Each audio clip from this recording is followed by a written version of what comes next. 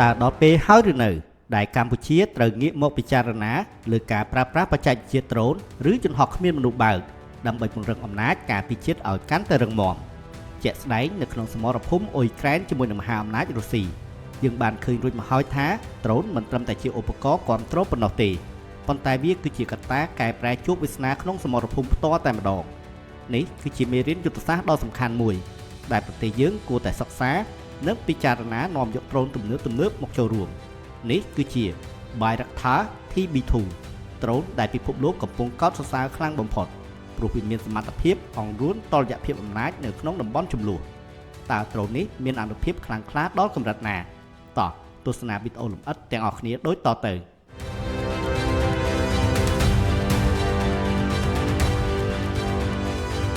Bayraktar TB2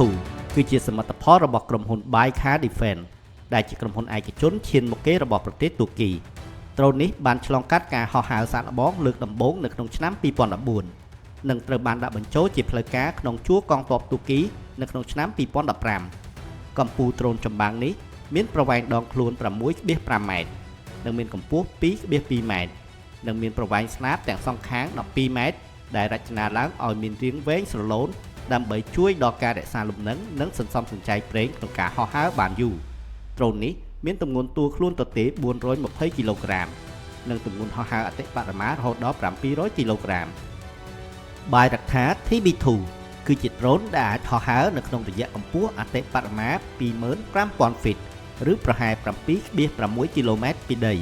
ជាមួយសមត្ថភាពប្រតិបត្តិការនៅលើអាកាសរហូតដល់27ម៉ោងមានល្បឿនមធ្យម130គីឡូម៉ែត្រក្នុង1ម៉ោងនិងមានល្បឿនអតិបរមា220គីឡូម៉ែត្រក្នុង1ម៉ោង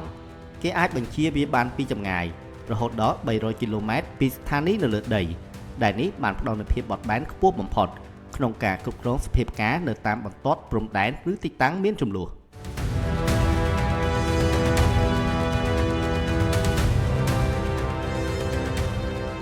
ក្នុងសមរភូមិជាក់ស្ដែងBayraktar TB2 អាចបំពេញភារកិច្ចសំខាន់ចំនួន2គឺការស៊ើបការនិងការវាយប្រហារផ្ទាល់តាមរយៈប្រព័ន្ធកាមេរ៉ានិងឧបករណ៍ចាប់សញ្ញាដែលមានគុណភាពខ្ពស់វាអាចរកឃើញគោលដៅយ៉ាងច្បាស់លាស់ពីចម្ងាយរួចបន្តទៅរកការកំទេចគោលដៅទាំងនោះដោយប្រើប្រាស់មីស៊ីលឆ្លាតវៃ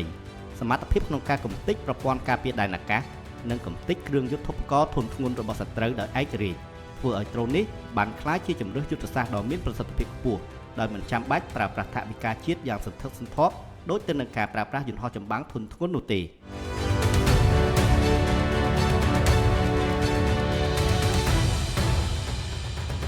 គេបំពាក់ប្រព័ន្ធកាមេរ៉ានិងឡាស៊ែរដ៏ទំនើបដែលអាចកំណត់គោលដៅបានយ៉ាងច្បាស់លាស់មិនថាក្នុងពេលថ្ងៃឬពេលយប់ចំណែកសមត្ថភាពវាយប្រហាររបស់វាវិញគួរឲ្យខ្លាចខ្លាំងណាស់វាមានប្រើប្រាស់មីស៊ីលប្រភេទ MAM ដែលមានប្រភេទគ្រាប់ L និង C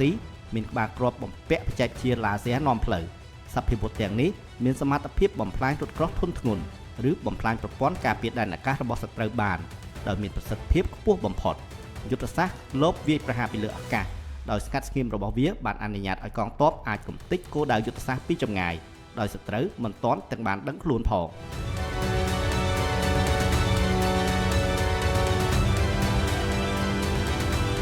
ក្នុងពេលបច្ចុប្បន្ននេះBayraktar TB2 បានក្លាយជានិមិត្តសញ្ញានៃប្រសិទ្ធភាពយោធាសម័យថ្មីគេឈ្មោះរបស់វាបានហក់ឡើងខ្ពស់ត្រដែតក្រោយពីវាបានបង្ហាញសមត្ថភាពដ៏គួរភ្ញាក់ផ្អើលក្នុងតំបន់មួយចំនួនរបស់ប្រទេសអាហ្សេបៃសង់នៅក្នុងឆ្នាំ2020ដែលជាកន្លែងដែលវាកំទេចរថក្រោះនិងកាំភ្លើងធំរបស់សត្រូវរាប់រយគ្រឿងក្រោយមកទៀតវាបានបន្តបេសកកម្មនៅក្នុងប្រទេសអ៊ុយក្រែនដែលដ្រូននេះបានក្លាយជាវីរៈបរិយាសម្រាប់ប្រជាជនអ៊ុយក្រែនទូទាំងប្រទេសវាបានបំផ្លាញក្បួនរថក្រោះនិងនាវាចម្បាំងរបស់រុស្ស៊ីដែលធ្វើឲ្យពិភពលោកទាំងមូលមានការងឿងឆ្ងល់ថាហេតុអ្វីបានជាដ្រូនដែលមានទំហំតូចមួយអាចធ្វើឲ្យមហាអំណាចរុស្ស៊ីពិបាកទប់ទល់ដល់ម្លឹង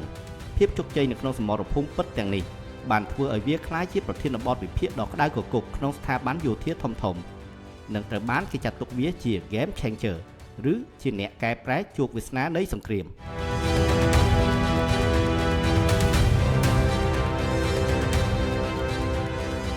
សមត្ថភាពបទពិសោធន៍និងការកោតសរសើរចំពោះអ្វីដែលដ្រូននេះទទួលបានធ្វើឲ្យប្រទេសជាង30ទូទាំងពិភពលោករួមមានអ៊ុយក្រែនអាហ្សេបៃសង់ប៉ូឡូញនិងកាតាជាដើមឲ្យបញ្ជាទិញយកទៅប្រើប្រាស់ ដោយឡែកសម្រាប់តំបន់អាស៊ានប្រទេសឥណ្ឌូនេស៊ីកំពុងបង្ហាញការចាប់អារម្មណ៍យ៉ាងខ្លាំងទៅលើបច្ចេកវិទ្យាដ្រូននេះសម្រាប់យកមកពង្រឹងសន្តិសុខដែនសមុទ្រនិងការការពារព្រំដែនរបស់ខ្លួនដ្រូននេះត្រូវបានគេប៉ាន់ស្មានថាមានតម្លៃចន្លោះពី5 ទៅ 6 លានដុល្លារសហរដ្ឋអាមេរិកក្នុងមួយគ្រឿង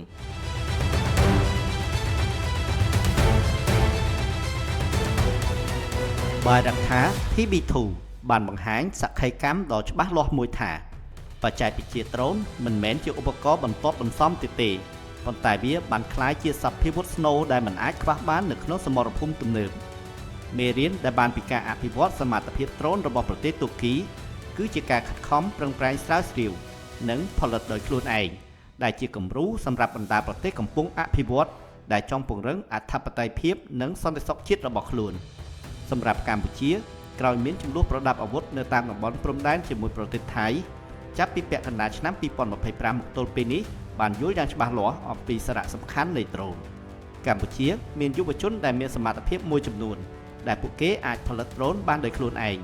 ហើយវាគឺជាមោទនភាពមួយសម្រាប់ជាតិសង្ឃឹមថារដ្ឋាភិបាលឬក្រសួងពាក់ព័ន្ធនឹងយកចិត្តទុកដាក់បន្ថែមឬលើកទឹកចិត្តដល់ក្រុមយុវជនដែលមានសមត្ថភាពទាំងអស់នេះឲ្យបានខ្លាំងដើម្បីជំរុញឲ្យពួកគាត់ខិតខំប្រឹងប្រែងឡើងយ៉ាងណាមិញក្រៅពីមានក្រុមយុវជនដែលមានសមត្ថភាពកម្ពុជាមានក្រុមហ៊ុនក្នុងស្រុកមួយដែលកំពុងខិតខំអភិវឌ្ឍនិងផលិតដ្រូនដើម្បីមកជួយគាំទ្រក្នុងវិស័យកសិកម្ម